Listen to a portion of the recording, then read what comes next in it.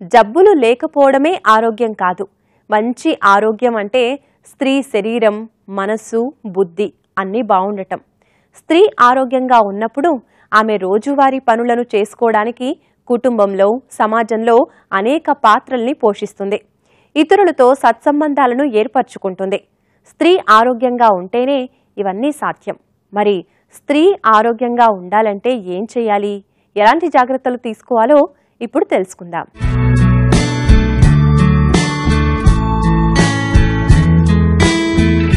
స్త్రీ శరీర నిర్మాణం ఎంతో సంక్లిష్టమైనది. శారీరకంగా, మానసికంగా ఆమె ఒత్తిడిని ఎదుర్కొంటూ తన ఆరోగ్యాన్ని దెబ్బతీసుకుంటోంది. స్త్రీ ఆరోగ్యంగా ఉంటేనే సమాజం మాత్రమే కాదు, రాబోయే తరం కూడా ఆరోగ్యంగా ఉంటుంది. అందువల్ల ఆరోగ్య సంరక్షణ విషయంలో ప్రతి ఒక్క స్త్రీకి అవగాహన ఉండాలి. స్త్రీలు అనేక రకాలుగా, అంటే లైంగిక సంపర్కం ద్వారా వ్యాపించే HIV, ఎయిడ్స్, తరచుగా గర్భాలు, ప్రసవం వల్ల వచ్చే బాధలు, అరక్షిత గర్భస్రావం, పని ప్రదేశాల్లో ప్రమాదాలు, మానసిక ఆరోగ్య సమస్యలు, హింసల వల్ల ఆరోగ్య సమస్యలను ఎదుర్కొంటున్నారు. స్త్రీకి మలేరియా, హెపటైటిస్, డయాబెటిస్, రక్తహీనత, క్యాన్సర్ లాంటి సమస్యలు ఆమె ఆరోగ్యంపై తీవ్రమైన ప్రభావం చూపుతాయి. స్త్రీ పురుషుడి కంటే ఎక్కువ సులభంగా అనారోగ్యానికి గురయ్యేలా చేస్తాయి. స్త్రీల ఆరోగ్య సమస్యలకు కారణమయ్యే వివిధ రకాల పరిస్థితులను గుర్తించడం సులభం.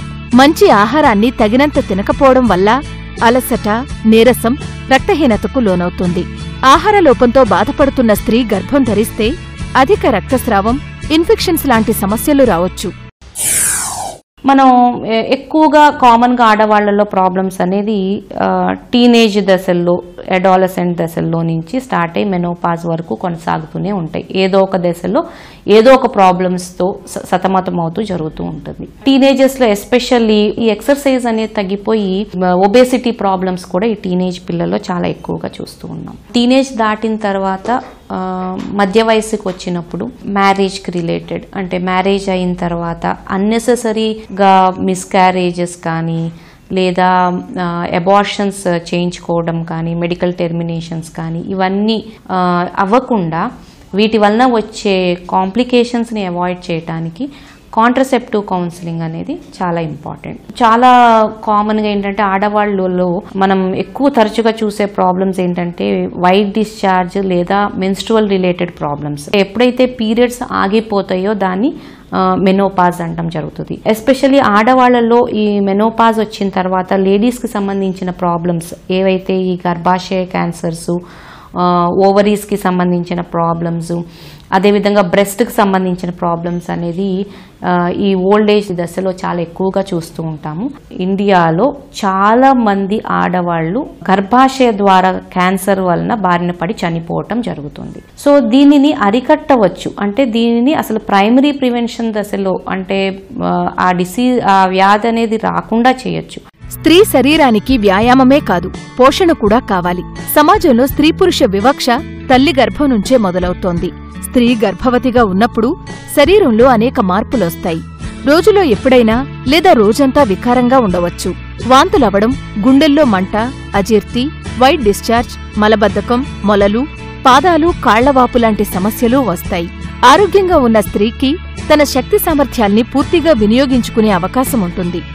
అప్పుడే ఆమెకి ఆరోగ్యంగా ఉండే పిల్లలు పుడతారు. కుటుంబాన్ని సంరక్షించుకోగలుగుతుంది.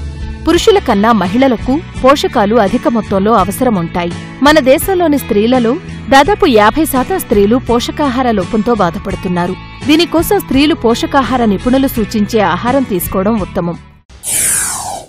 ఆడవాళ్లలో పీరియడ్స్ కొంతమందిలో తరచుగా రావడం, లేదా లేటుగా రావడం, లేదా వచ్చినప్పుడు చాలా హెవీ ఫ్లో అవ్వడం, ఇట్లాంటివి పీరియడ్స్కి సంబంధించిన ప్రాబ్లమ్స్ అనేది తరచుగా ఆడవాళ్లలో వస్తూ ఉంటాయి. అంతకుముందు రెగ్యులర్గా వచ్చిన వాళ్ళలో సడన్గా పీరియడ్స్లో ఏమన్నా ప్రాబ్లం అనిపిస్తే కనుక డాక్టర్ని కన్సల్ట్ చేసి చెకప్ చేయించుకుని, అదేవిధంగా స్కానింగ్ చేయించుకుని ఏమన్నా ఫైబ్రాయిడ్ కానీ, వేరే ఇతరత్ర ప్రాబ్లమ్స్ కానీ, ఏమన్నా గడ్డలు కానీ, లేదా పాలిప్స్ అంటాము, లేదా ఎడినోమయోస్, ఇట్లాంటి డిఫరెంట్ కండిషన్స్ ఏమన్నా ఉన్నాయా, లేదా ఓన్లీ హార్మోనల్ రిలేటెడా అన్నది చూసుకుని, ఒకవేళ ఫైబ్రాయిడ్స్ ఉంటే చిన్న ఏజ్ అయితే కనుక గడ్డ వరకే మనం తీసుకోవచ్చు.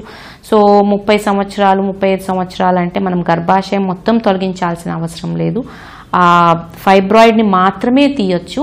సో ఇప్పుడు ఈ రోజుల్లో లాప్రోస్కోపీనే మన గోల్డ్ స్టాండర్డ్ ట్రీట్మెంట్ సర్జరీస్కి పరంగా చూసుకుంటే కనుక, ఈ మెనోపాజ్ దశలో ఆడవాళ్ళు ముఖ్యంగా తీసుకోవాల్సింది ఏంటంటే మన బోన్లో కాల్షియం అనేది ఎక్కువగా పోతూ ఉంటుంది మెనోపాజ్ దశలో. సో అందువల్ల కాల్షియం సప్లిమెంటేషన్, అదేవిధంగా వాకింగ్ చేయటం వల్ల కూడా బోన్లో కాల్షియం డిపాజిట్ అయ్యే అవకాశాలు ఉన్నాయి. సో సప్లిమెంటేషన్ తీసుకోవటం కాల్షియంకి సంబంధించింది, అండ్ వాకింగ్ చేయడం, కాఫీ అనేది తగ్గించుకోవడం.